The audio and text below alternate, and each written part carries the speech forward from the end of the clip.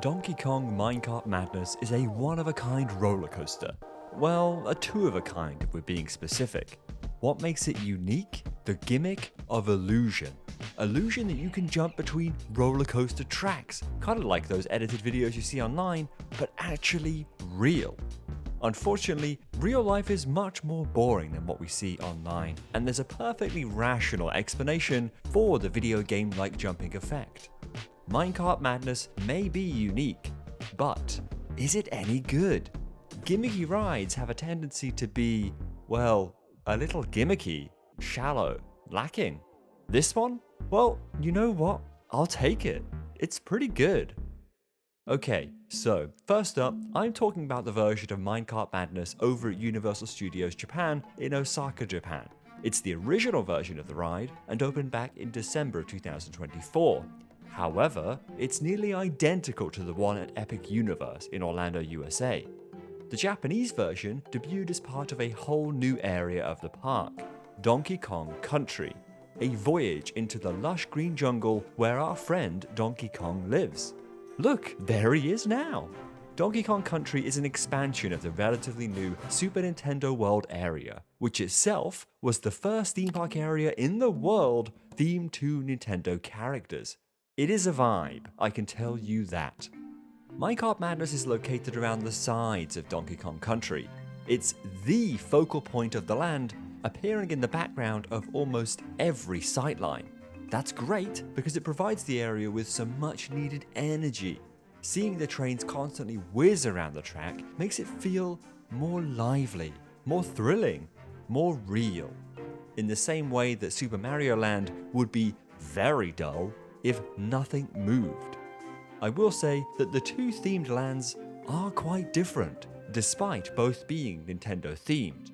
I pin that down to one specific component: nature. Super Mario Land is entirely plastic, lots of fake things moving around like they are alive. Donkey Kong Country, however, is real. Kinda. There's lots of trees, plants, and shrubbery. Nature goes a long way to making a theme park area feel good. I generally prefer the Donkey Kong area, not because I'm partial to a good roller coaster, although I am, but because nature in theme parks is just good.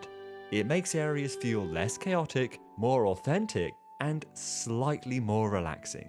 I will add that neither of these areas are relaxing, however.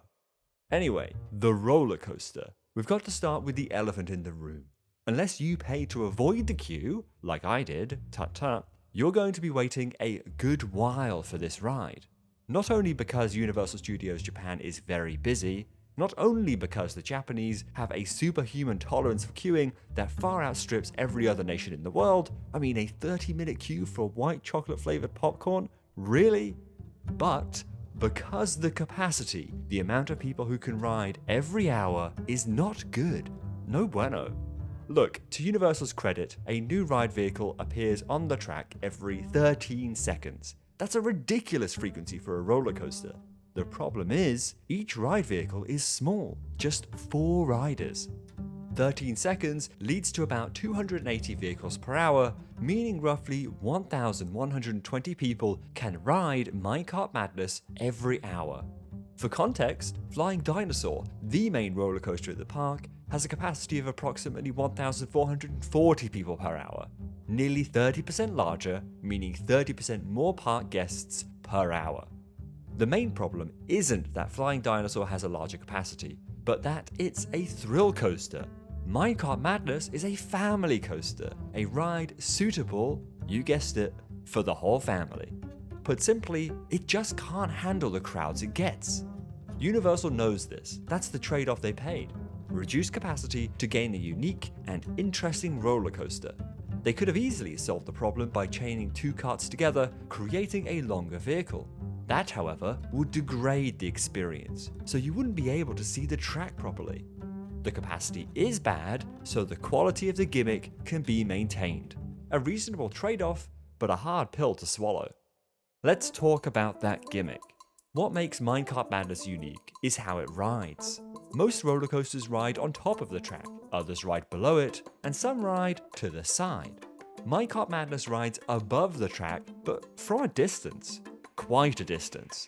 The ride vehicle is attached to a boom arm, putting a reasonable amount of space between you and the track below. This means that Universal can place fake track between you and the real track. Then, bam, that fake piece of track suddenly ends and you find yourself jumping over a gap. Magic!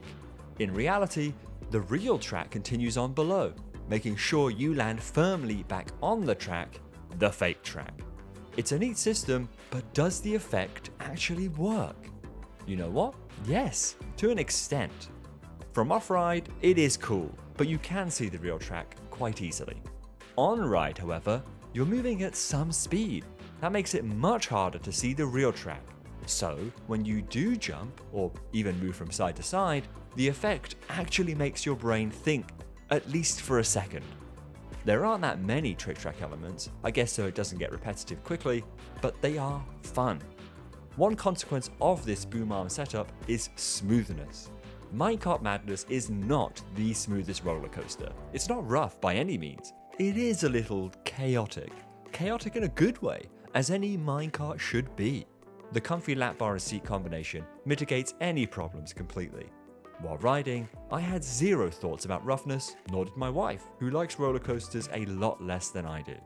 Slightly jank is the best way to put it.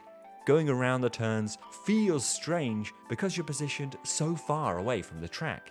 I would say that the jank actually makes the ride more thrilling, and certainly adds to the minecartiness of it all.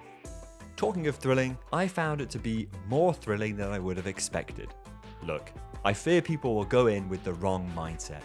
This is a family coaster, designed to be ridden by children.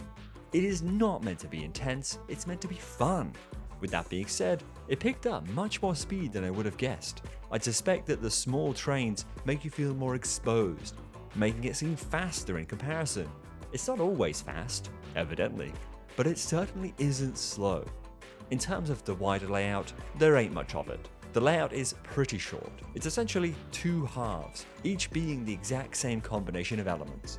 A lift hill, a fast downward swoop, a trick track section which travels out and back, providing great off-ride views, and finally an indoor section. The combination of both of those, ignoring any slow bits and lift hills, gives you about 64 seconds of actual ride time. That's not bad really, but a third section would have been nice. What is impressive is the number of mid-course brake runs this ride has. Not one, not two, but 6 straight pieces of track. They do serve a purpose to allow the crazy number of trains to travel around the track at once. However, normally, they're not ideal. Just like a Hollywood Rip Ride Rocket at Universal Studios Florida. It makes the whole thing feel very stop-start. On Minecart Madness, it doesn't ruin it at all. The track sections feel like they're part of the ride and don't get in the way. Final point before I shut up. The indoor sections. There are 2 indoor bits, one midway through the layout and one at the very end, right before the station. Neither are ridiculously detailed, nor do I think they should be. People have already complained in detail about the mid-ride scene, saying it wasn't themed enough given the scale of the ride.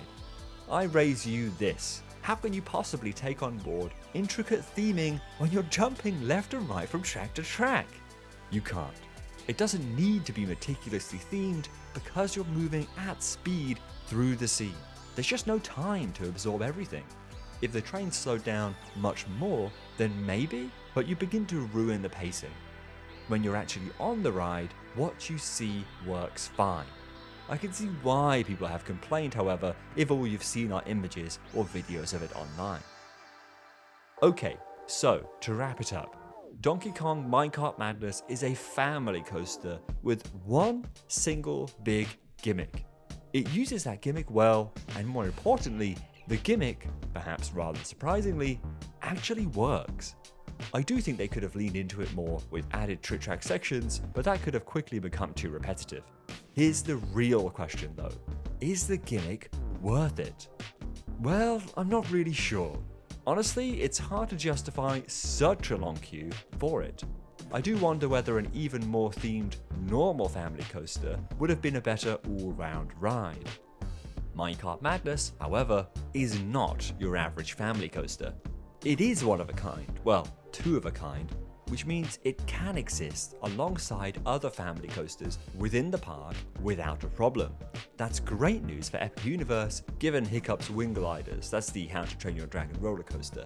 Essentially, what I'm trying to say is that Minecart Madness is worth a go.